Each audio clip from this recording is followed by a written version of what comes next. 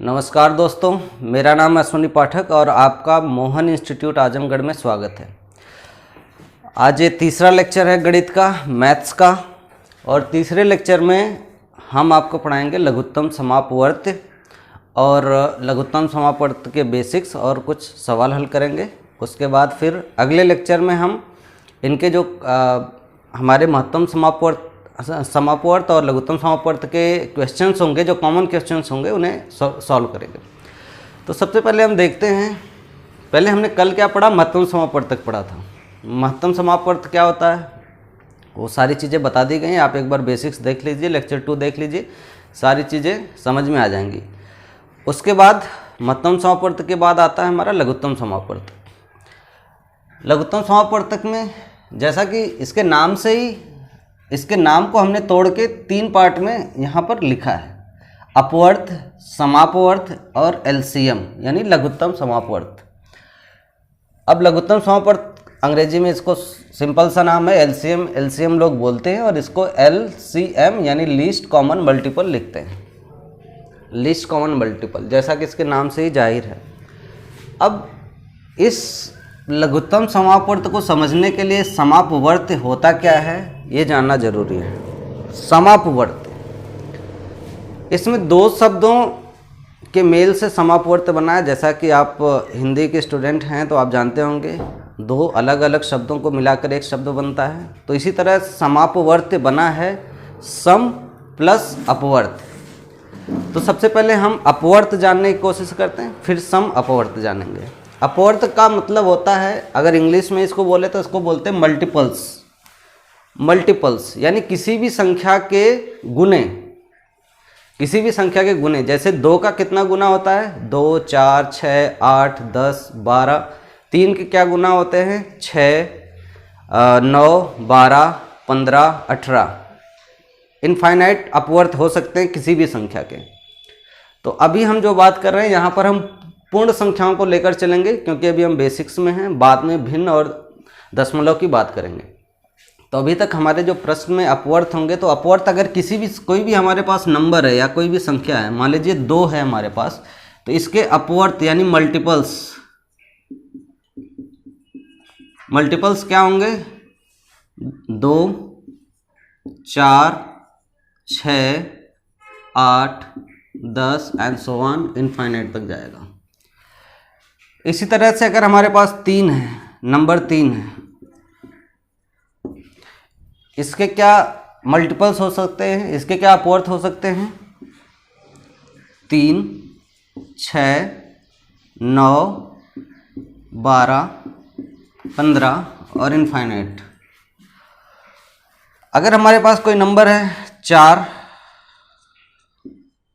तो इसके क्या अपवर्त हो सकते हैं, 4, 8, 12, 16, 20 और इनफाइनाइट तक जा सकता है। किसी भी संख्या के इनफाइनाइट अपवर्त होते हैं। अब तो हो गया अपवर्त, मुझे लगता है समझ में आ गया आपको अपवर्त क्या होता है। संख्याओं के मल्टीपल्स को अपवर्त बोलते हैं, और महत्तम समापवर्तक में हम अपवर्तक को क्या बोलते थे, फैक्टर। तो वहाँ पर फैक्टर यानी किसी चीज़ को हम तोड़ते थे छोटे छोटे टुकड़ों में, लेकिन हम यहाँ क्या करते हैं, किसी भी चीज़ को बड़ा करते हैं। जैसे हमने 2 के अपवर्त लिखे, 2, 4, 6, 8। यहाँ पर हमारा छोटा नहीं हो रहा है, हमारा हर बार बड़ा होता जा रहा है। और कितना बड़ा हो रहा है, जो संख्या है उसके गुने में बड़े हो रहे हैं, मल्टीपल्स में बड़े हो रहे हैं। उसी तरह 3 का है, 3, 6, 9, 12, 15।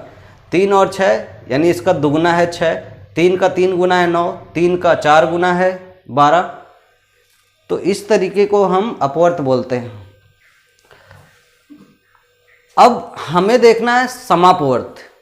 समापवर्त अगर हमें समझ में आ जाता है तो मतलब हम लघुत्तम समापवर्त को समझ सकते हैं। तो अगर हम 2, 3 और 4 के समापवर्त ढूंढें, तो दोनों के जो मल्टीपल्स हैं उनमें कॉमन जो अपवर्त होंगे, जो कॉमन नंबर्स होंगे, उसी को हम समापवर्त बोलते हैं। यानी the common number of the multiples is called as common multiple. Okay, तो कॉमन मल्टीपल हमारे क्या हो सकते हैं, 2 तो 2 के नंबर में है, 2 के मल्टीपल में 2 है लेकिन 3 में नहीं है, 4 में नहीं है, तो 2 हमारा समापवर्त नहीं हो सकता। 4 है, 4 तो यहाँ पर है लेकिन यहाँ पर ये इसमें नहीं है, तो हमारे 4 भी अपवर्त नहीं हो सकते। 6 है, 6 यहाँ पर है लेकिन इनमें नहीं है, इसमें भी नहीं है। 8 यहाँ पर है, 3 के नंबर में 8 नहीं है, 3 के मल्टीपल्स में 8 नहीं है। 10 है, इसमें भी नहीं है 10 के बाद इसमें आता है 12, फिर आता है 14, फिर आता है 16। अब देखते हैं 12 यहाँ पर है, 12 यहाँ पर है, 12 यहाँ पर है, यानी 12 वह ऐसी संख्या है, ऐसी फर्स्ट संख्या है जो तीनों संख्याओं में कॉमन है, तीनों संख्याओं के मल्टीपल्स में कॉमन है। तो यानी हमारा 12 सबसे पहली संख्या क्या मिली हमें, 12। उसके बाद देखते हैं और कौन से हो सकते हैं। 14 नहीं है, 16 नहीं है, 16 के बाद 18 हो जाएगा, 15 के बाद 18 होता है, ये भी नहीं है। इसके बाद फिर 20 होगा, 22 होगा, फिर 24 होगा, इसमें क्या होगा 18 होगा, 21 होगा, 24 होगा, इसमें 24 होगा। अब देखते हैं हमारा दूसरा कॉमन मल्टीपल कौन सा मिलता है। तो 14 भी नहीं मैच करता है, इसमें 14 नहीं है, 16 नहीं है, 18 यहाँ पर है, यहाँ पर भी 18 है लेकिन यहाँ पर 16 के बाद 20 है, इसमें 18 नहीं है।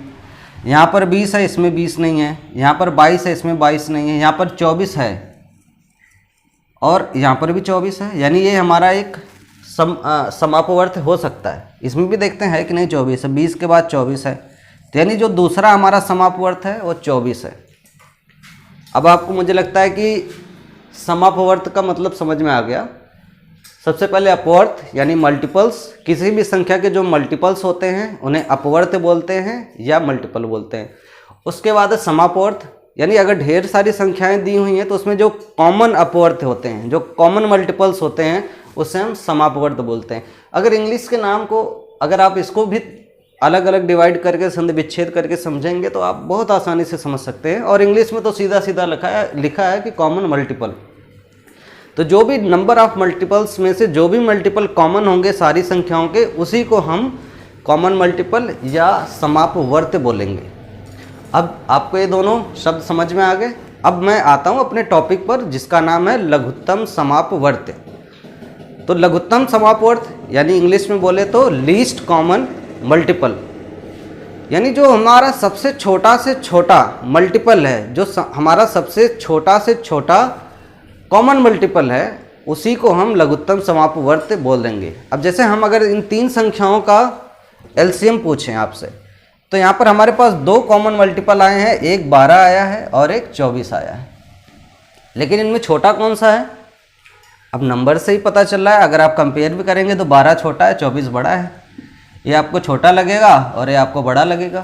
तो इसका मतलब हमारे पास कॉमन फैक्टर 2 मिले, 12 और 24, और इनमें छोटा क्या है 12 और 24 में छोटा क्या है 12। तो हमारा यहाँ पर एलसीएम क्या हो जाएगा इन तीन नंबर्स का एलसीएम हो जाएगा 12।